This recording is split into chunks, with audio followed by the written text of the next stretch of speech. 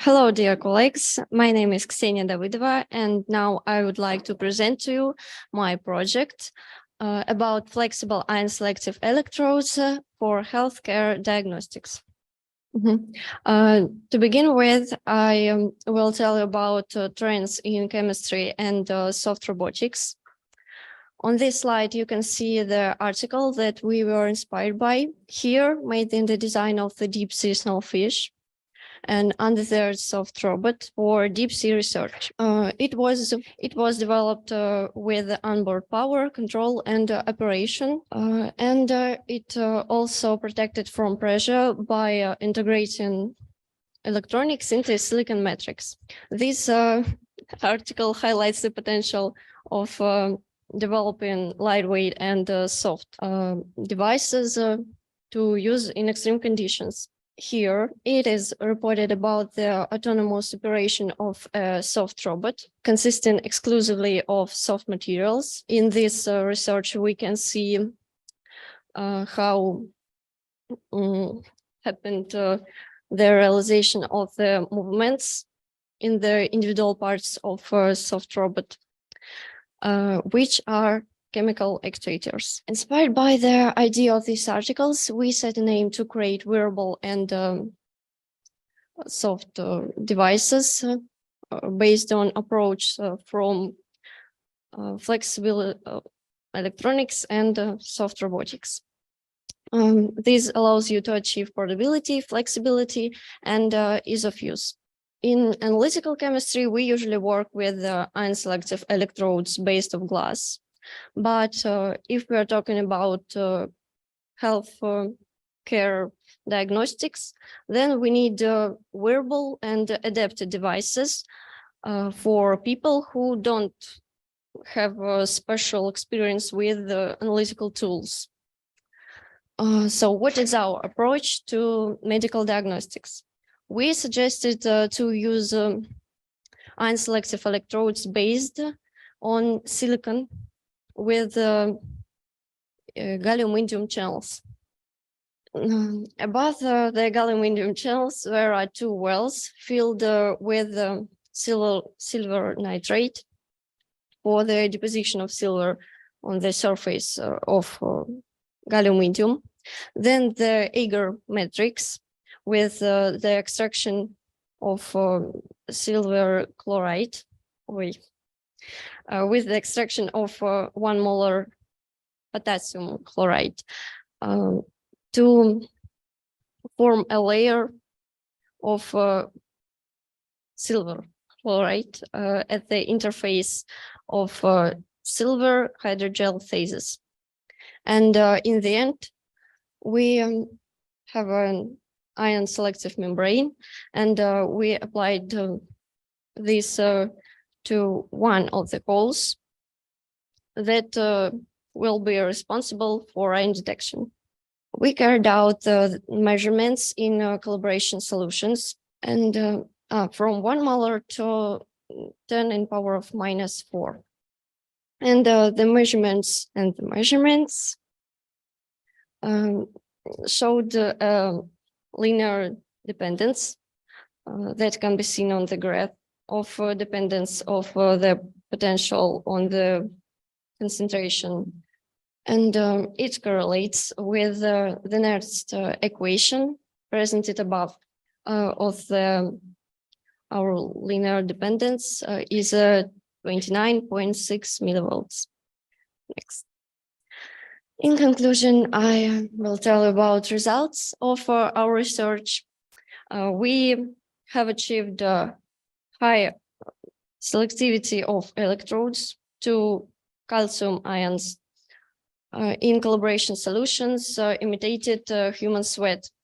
And also our electrodes demonstrated high selectivity with ignoring the interfering ions at all. Okay. In the future, we plan to create such electrodes with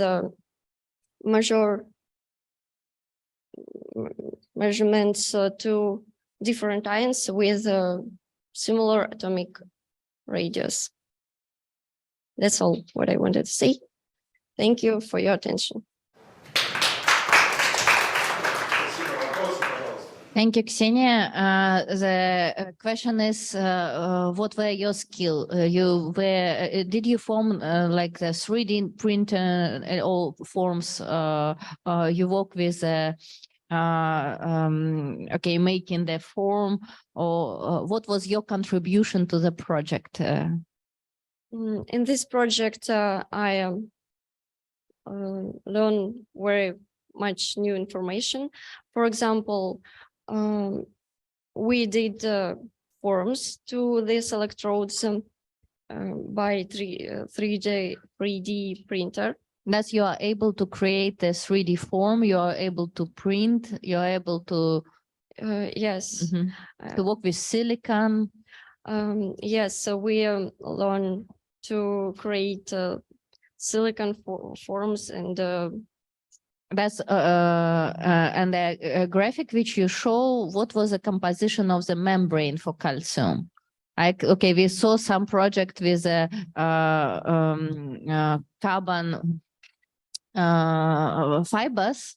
In your case, I expect your recipe for the membrane for calcium was different. It was not a membrane on a carbon fiber. You did differently. You have what it was a chemical reaction which was happening between gallium, like in your schematic you are showing silver nitrate, but it's clear that silver nitrate can react with gallium or indium. Did you think about the reaction on the gallium-indium alloy? We don't think that gallium-indium. Okay, you create silver chloride, but in general, there is no nitrate there. It's a redox reaction, Yes. Electrolysis reduction of the metals. It's good to know also chemistry. We should look on this as well. Thank you. So I have a question about application. Let's say you create kind of like movable finger or something like this, right? But you fill it with liquid eutectic gallium-indium alloy. So how you are going to use it? How you are going to use this finger if there is a liquid inside? Our silicon electrodes are very прочные, and it. I mean, not about like mechanical properties, but about like what is the way of application. I mean, because you cannot like just turn it like this, because then everything just fall down. How you're going to use this finger? We can turn it. Давай на русском. У тебя есть палец, Да. в котором у тебя есть жидкость. Если ты его перевернешь, то жидкость вытечет. Нет, оттуда ничего не вытекает. Оно засыхает. То есть их можно переворачивать.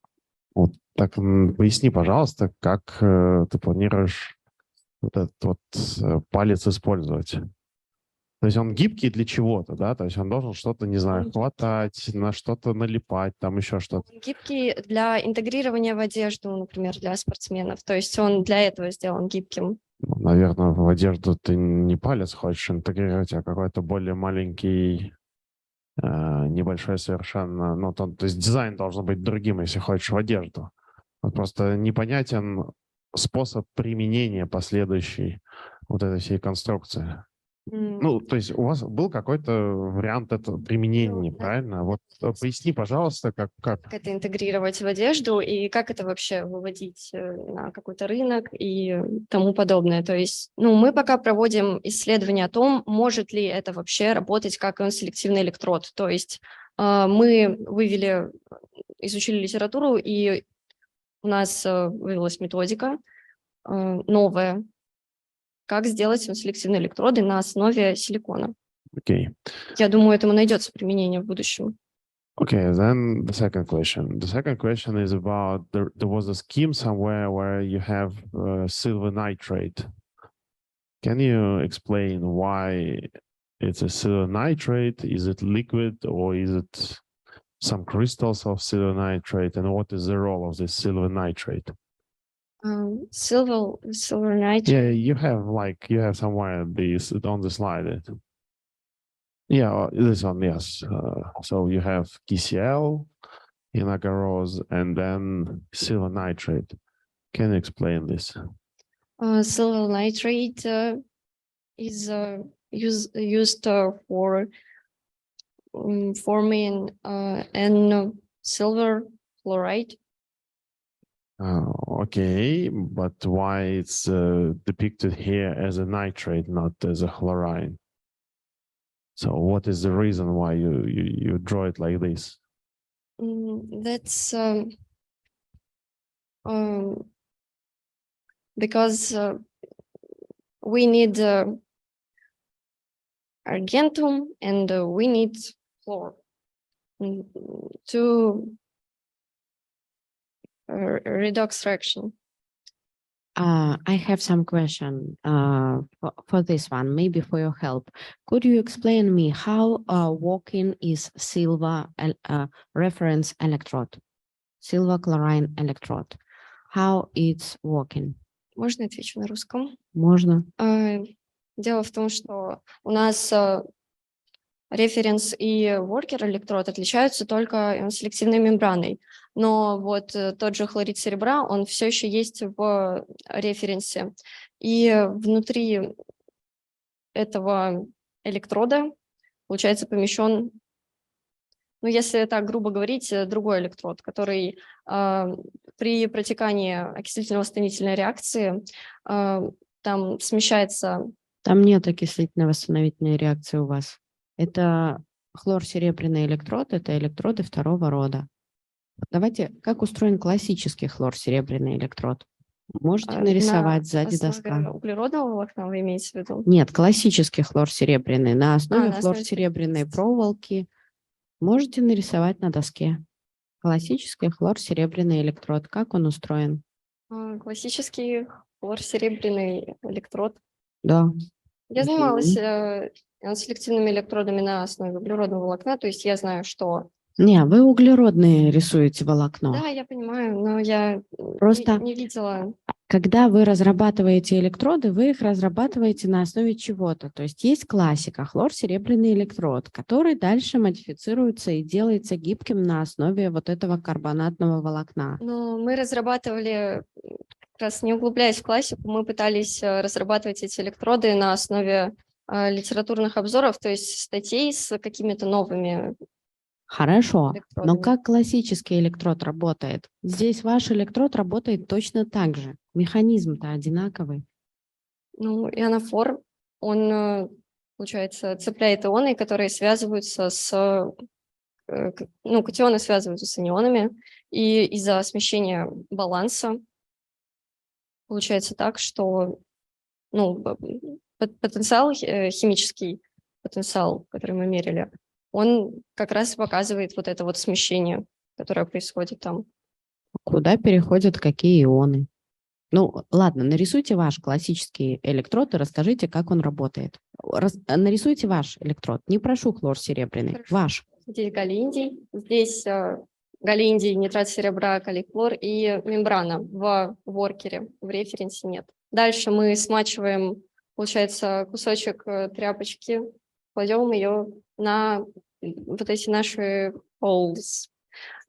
И далее с помощью потенциостата мы измеряем, ну, аргентум связывается, хлор минус, и у нас, ну, как я уже объясняла, происходит смещение равновесия, можно так сказать. Где еще раз у То вас есть аргентум? баланса. Ну, в ямочке вот этой. Так, аргентум в ямочке. В ямочку у вас что-то попадает? Да, мы смочили тряпочку раствором calibration solutions with, ну, который имитирует пот человека. В А нем есть тряпочка... ионы. Ладно, спасибо.